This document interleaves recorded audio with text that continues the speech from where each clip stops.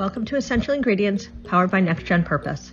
EI serves up thoughtful conversations with industry leaders and pioneers who support a regenerative future for our food system. The stories shared by our guests are meant to spark curiosity and inspire informed global change. Hello and welcome to Essential Ingredients. I am your host, Justine Reichman. Today with me, who I'm so pleased to have, is Monica Bhatia. Yeah, Bhatia? Yes. Right? Yes. Okay. She is the founder and CEO of Cella Farms. And we're so looking forward to learning a little bit about Cella Farms and about you as well. This is a special podcast that we've partnered with Future Food Tech, and she was one of the guest speakers at Future Food Tech. So we're so pleased to have her here to learn a little bit about what she spoke about there and get a greater in-depth chat with her about what she learned from Future Food Tech and what we can maybe expect from the future ones in London and other ones coming up. So welcome, Monica. Thank you. Thank you for having me. It's a pleasure to have you here, Monica. So Monica, we haven't really had a chat to talk before. We got to speak a little bit, and I know a little bit about Cella Farms and a little bit about you. But for those that are tuning in today that are not familiar with you and Cella Farms, what is Cella Farms? Yeah, so Cella Farms is an alt protein company, and what we're doing is really solving for that mass market need to have good, balanced, but sustainable nutrition on our plates 3 times a day. As a consumer, as a mom, I have this feeling that nutrition is a little bit of hard work. It feels a little bit of sacrifice each time we opt for something nutritious. And so if we can take care of that, if we can make nutrition no-brainer, I think we can drive adoption, we can drive sustainability. So that's what Cella is about.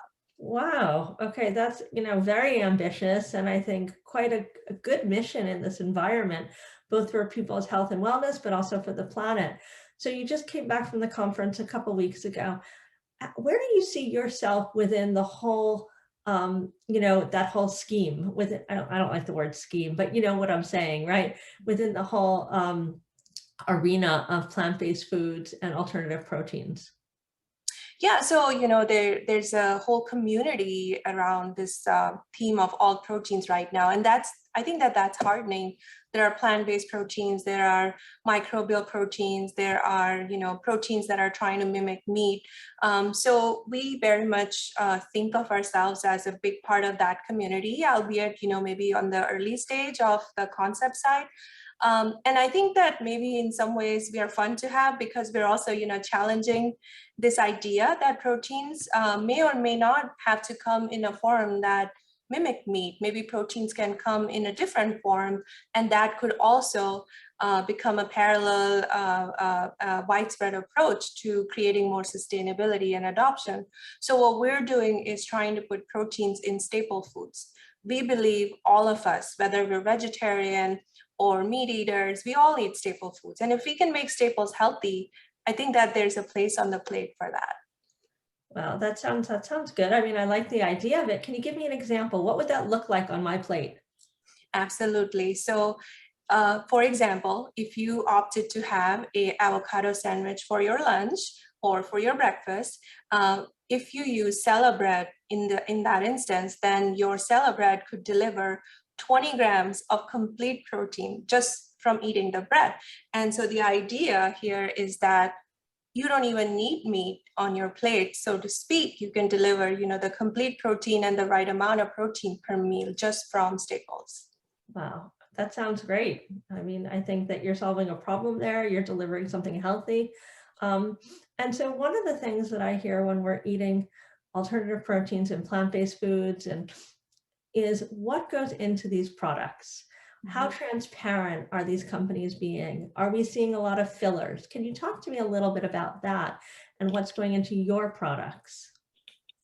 Yes, absolutely. And I would actually tell you that we are extremely, extremely intentional about it. My co-founder, Baljeet, he is an expert in grains, packaged foods, and even more than me, he's been in the industry for almost 25 years. And so together, we've kind of, in some ways, seen it all. And so therefore have the benefit of knowing why, as a manufacturer, you would even need to put ingredients that are not clean, that are maskers or artificial.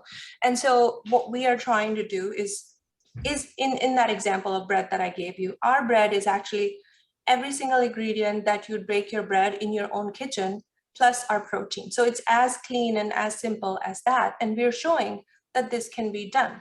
Now, to understand how, we have to take a step back. So it is all rooted in our technology. So when we choose the source of our protein, and when we create that protein as an ingredient, what we do is we put technology so that the texture and the taste of the final product, like bread, for example, is exactly like the classic. So we don't have to put fillers in there. We don't have to put maskers or binders or other stuff in there. And therefore, clean label, I think clean label eventually will become one of our differentiating attribute in terms of how people recognize and think of Cella. Wow, so that's great to hear, because I know that it's very concerning. Oftentimes we hear about, some of these alternative proteins, and you look at the ingredients and there's a lot of filler and there's a lot of different oils and different things that are not necessarily healthy, good for the planet or good for the person. Mm-hmm. So I think that transparency and eating what's in your house and eating things that we're familiar with, and really limiting the ingredients can be so important. And I think people are really paying attention to it now and asking those questions where they didn't before. Absolutely. Consumer is the king. Consumer, that's the best part about being in this space right now, is I think consumer really wants all protein, and consumer is very intelligent too. They're reading every single label, every single, nutrition fact about the product. I think consumer ultimately will decide the products that will be here for the long haul. Even in bread, it's just as simple as bread. I see so many ingredients, like the ingredient line does not even stop. And then lately what's been concerning is that there are these breads that, just for the sake of making the carbs zero, there's so much of refined and processed flour and artificial ingredients, which I think that it's going to start leveling off, because the consumer is really starting to get more and more educated. Therefore, at Cella, like I said, we are really creating that strong foundation of science. So just to give you an example, our first microbial protein that we are creating has a nutty taste. So therefore, we decided actively to apply that into baked goods, because baked goods is where nutty flavor goes really well. And that's why we don't have to put a masker. Our taste is naturally good. And this is the power of the platform that we want to create eventually, that the taste and the microbe and the protein, they all kind of come together in the right way. So, it just makes me want to ask you, before you were a founder, you too were a consumer, and you're still a consumer. Mm-hmm. But as the consumer, what made you want to become this founder? What inspired you to build this business? Absolutely. So Cella is really, started because of this idea that I had and the frustration I had. So I am just so I'm a lifelong vegetarian, and I try really hard to eat well. And I was frustrated by the fact that no matter how clean I eat, I still end up eating a lot of carbs and very little protein. And I am personally not a fan of protein powder. So I always looked at my bread, because I love bread. And I was like, can you become healthy and my life would get easier? And then I realized that, if I want to solve a problem, I have to go solve the problem. So I spent almost 6 months studying and researching the idea and coming up finally with a hypothesis that this is how scientifically we can approach it. Wow. So are you a first-time founder? I'm actually not. I started a company back in 2014, very different from food, but still touching that pillar of sustainability. So that company name is Novel Bio. What we're doing there is we're creating sustainable bioplastics that would actually help make the prescription eyewear, such as one you're wearing, clearer, but also zero waste, more sustainable, and actually, I think, cheaper, so that it can address, again, a mass market need. So what, as a serial entrepreneur, right, and now going into foods, but I think you probably take some lessons learned from that first experience, right? Being in a better for you environment, a better for you business. What did you take from that business into this that allows you to build, to continue to build and be successful here?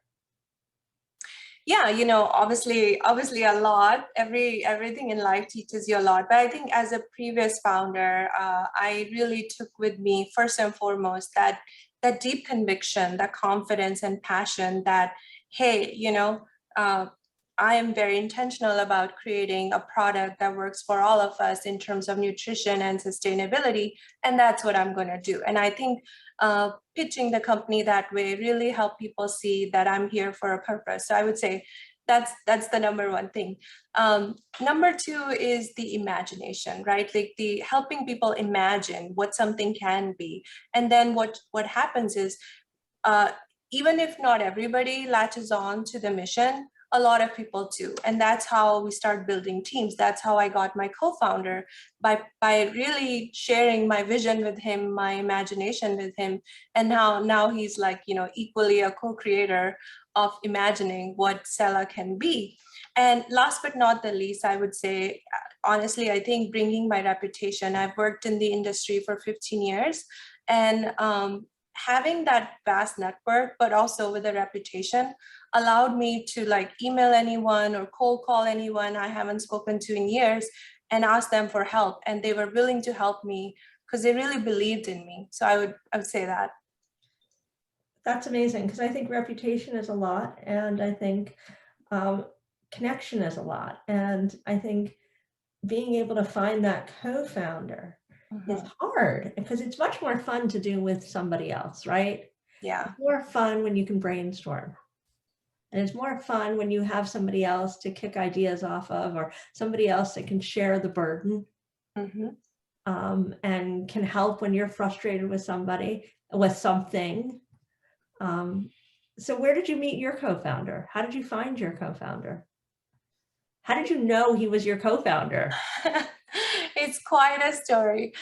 So I've known my co-founder because my co-founder has been an industry expert. He was previously at a company called ADM. ADM is one of the largest food companies in the world, and he was a VP there. So I met him as part of my previous company, Deltor. We visited them, and so that's how I got to know him.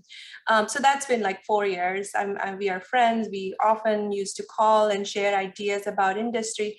And so when I started having this, you know, concept of making healthy grain flours, he's the first person I called. And I said, look, everybody else will applaud me for starting a new venture. But what I really want is a true critique on whether you think this idea can work, because you're an expert. And that's kind of where we started really connecting about Cella. So he would always, you know, text me, hey, I have a few hours here, call me, and we brainstorm. And I told him that if there was a co-founder for me, that's you. And for 6 months, all I heard was, I'm not in the right place in my life to have that happen. So what I did is I told him, look, even a no is better if you take, if you do it intentionally. So why don't you come visit me in the Bay Area, see what we've done, and then you say no, and then you'll find that peace in your heart too, to say that, okay, I said no, but I really thought about it, and I'm convinced of it. So he visited me with his wife, and they both decided that they were going to do Cella Farms with me. What changed his mind? I think he really saw the drive in me. Like I said before, right? That confidence that you project as a founder, I think it really rubs on people. He saw that I was willing to leave everything. I was a VP in my previous company. I left everything to do this. I was also able to raise some funds. So he knew that I had at least got it to the point where this could really become something. And then I think most importantly, especially as a co-founder, one has to see their place, their contribution in making something big, right? I think he was able to see that very, very clearly because of our conversation. I think that worked. Obviously. Yeah. And where's he located? Yeah, he's actually also in San Ramon with me. We are both, I told him, don't do too much research, just come here, take care of, you'll be neighbors. So he got convinced to do that. Well done. You raise money, you convince your co-founder to move. Where did he move from? He moved from Champaign, Illinois. Oh, okay. Better weather here, if nothing else. I Yes. mean, right? I mean, you can get rid of the puffer. Well, people Yeah. wear a lot of puffers here. You can get rid of the shearling. So in Yeah. any event, so he moves here. You guys are now full steam ahead. And and when did he come on board? In December. So I started the company in September. He was on board, actually January, sorry, January. Okay, so what do you see in the next 3 to 5 years? Yeah, so we have actually a lot of product development underway. I wish this was not virtual, then I could actually have you taste our bread and eat our I pasta. would love to taste your bread and eat your bread. I'm not very far away. Yeah, we have to meet, you have to taste it, and you have to tell me what do you think, because the effort that we are putting is really to make sure that piece of enjoyment that staples give, that comfort of eating a bread or pasta doesn't go away, but at the same time the nutritional delivery is spot on. And so I think what we have today is we have created a slew of 5 or 6 different products. Bread is our leading product, and we are launching bread next year. Trying to Okay, bring this I can't wait to try it. Yes. You mentioned you have a child, right? I make sure I meet you, and then that you're able to taste it, because it's good. Like if you eat it, But did know about it. Monica, the real test is you mentioned you have a child, right? I have 2. You have 2 children. Have they tried the bread? Yes, one of Do they yes, like the bread? yes. So this is coming straight from the mouth of an early teen, that I Okay. hate bread, mommy, but I like Cella bread, and I'm Okay, I got to tell you, that's your tagline. I mean, that's my tagline. Yeah. that's your tagline because, an endorsement from a child that doesn't like, I didn't eat bread as a kid, by the way. I eat bread now. There's like the adventure bread and some of these other breads that I really like. But from a kid, I gotta say, and a kid, your own kid, who's not gonna like anything that you put out, Yeah. that likes your bread says a lot, I think, in my opinion. I think so too. And especially they're girls, and like almost 12, they have very, very strong opinions about everything. So yeah, thank you. Yeah, it's been a good journey. But to your point, what's coming in 3 to 5 years? We believe we have a strong product line that's coming up. So with bread, we are launching it ourselves. So it's a huge, huge effort. As you can imagine, the next 3 to 5 years, we're gonna start small, start little, maybe in Northern California or LA, but then trying to move it nationwide onto the retailer shelf. So I think that's in and of itself a very huge undertaking. But we were also trying to find our second lead product that we would love to launch with a partner. Most likely, for example, our pasta can be out there, because our pasta is incredibly good as well and more nutritious. So that's what you can expect in 3 to 5 years. That sounds very exciting, and I'm sure the journey to get there is not easy, but exciting nonetheless. And are you looking to go the route of direct to consumer, like online? Or are you looking to go to like a Good Eggs? And for the people in the Bay Area, of course, they know what a Good Eggs is.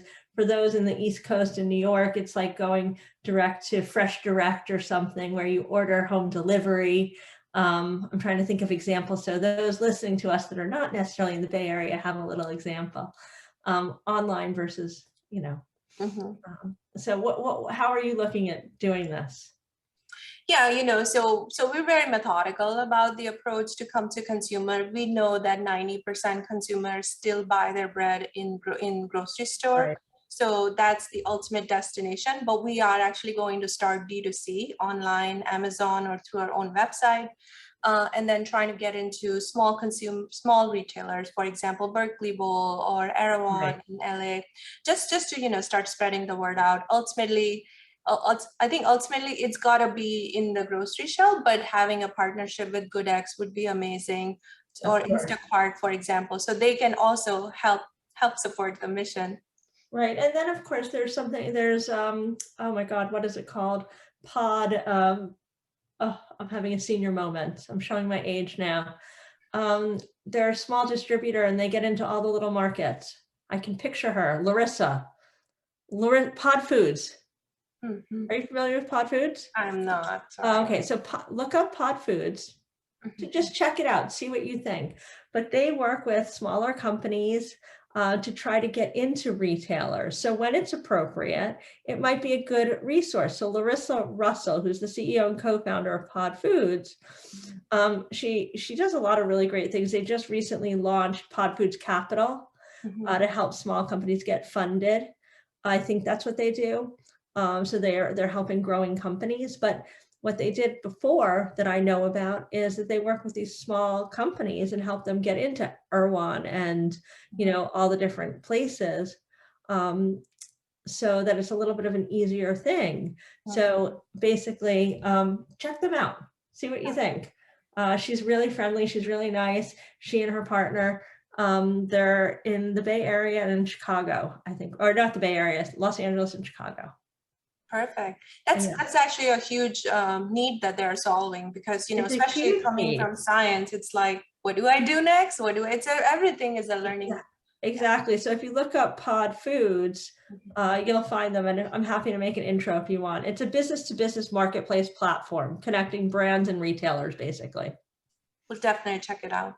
Yeah, so maybe that'll be helpful for you. It's like an intelligent grocery chain, an intelligent grocery supply chain. Sorry, to clarify.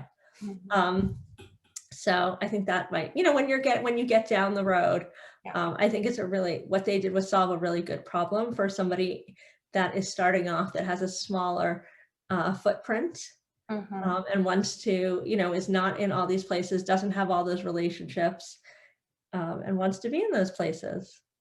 Yeah, definitely. I mean, that's exactly the need of the hour. If you ask, what am I working on today? It's like, that's what I'm working on, is how to get to the purchaser, how to get to the buyer in those grocery stores. Okay, well then that's a perfect, there you go. Okay. We have to have this podcast. This podcast is over now. We solved that problem. We solved that problem. I'm just kidding. Well, okay. So Monica, I'm so glad that we were able to have you here. I know that, the one last thing I just wanted to touch on, because this was a Future Food Tech, tell me, from the learnings at Future Food Tech, you participated in that. I know it was about alt proteins. Were there any, sort of themes that came out of that for you that you want to share, or that you can share with us? Yeah, and like I said, right, I've been attending Future Food for last few years. They were not that big last few years, so I'm really excited for the whole Rethink events and all of them to really get the event to be so popular right now. I would say, and I would tell you very candidly, actually, that I think the first few years that I saw Future Food, it was all about alt meat. Every single topic seemed about alt meat. And this year, especially also in San Francisco, which is their biggest event, and then sort of repeated the theme in New York City, I am seeing a lot more, technology verticals that are coming into that event. And I think that that's the right mix. For example, plant-based dairy, like I've never seen that kind of crowding of plant-based dairy startups in FFT before the New York City event. And there were so many of them that I tried and I really liked. But the other thing I saw was early Future Food Tech mostly was about startups. This year, I mean, mainly it's still about startups, but I also saw like ADM has a heavy footprint there now. Ingredient was actually marketing their pea protein milk. So the big companies are also taking note, which is, it tells me that they've made it. And now, they included startups like us, which are not doing anything related to meat. And I can't be more thankful than that. That's awesome. Well, thanks for sharing that. And so I know with London coming up, what are you most excited to see there? Yeah, I think the London one has a special theme and it's very, very nutrition focused. So they're actually inviting us to come again and basically kind of show that angle of probiotics and prebiotic in the food. So I think the London one is going to be even more differentiated because it's while it's about sustainability, it's also about nutrition. They actually have a very special themed competition as well for startups. So I think there's going to be a lot of different features focused mainly on nutrition, but then supported by the industry giants that I'm really excited to see. Wonderful. Thank you, Monica, so much for joining us. If anyone wanted to learn more about what you're doing or follow your journey, what's the best way to check in? Yep. So I would say, one, go check out our website, www.cellafarms.com, but also follow us on LinkedIn. That's where we post a lot of exciting news or products that we're going to start marketing soon. So yeah, we'd love to have you. Okay, wonderful. Thank you again, Monica. And again, as always, please, check in with us every Tuesday, rate and review. Let us know what you like. Let us know if there's something else you want to see with us on Essential Ingredients. We're so happy to have you here. Thank you for having me. Bye. Thank you. To learn more about these episodes and access show notes, go to nextgenpurpose.com and choose podcast. If you like this episode, head to Apple Podcasts or your favorite platform to subscribe and leave us a review. Visit the Next Gen Purpose YouTube channel to subscribe to our EI videocast and give this episode a like while you're there. Follow us on Instagram and LinkedIn at Next Gen Purpose and connect with me on LinkedIn or Instagram at Justine_Reichman. Thanks for joining us.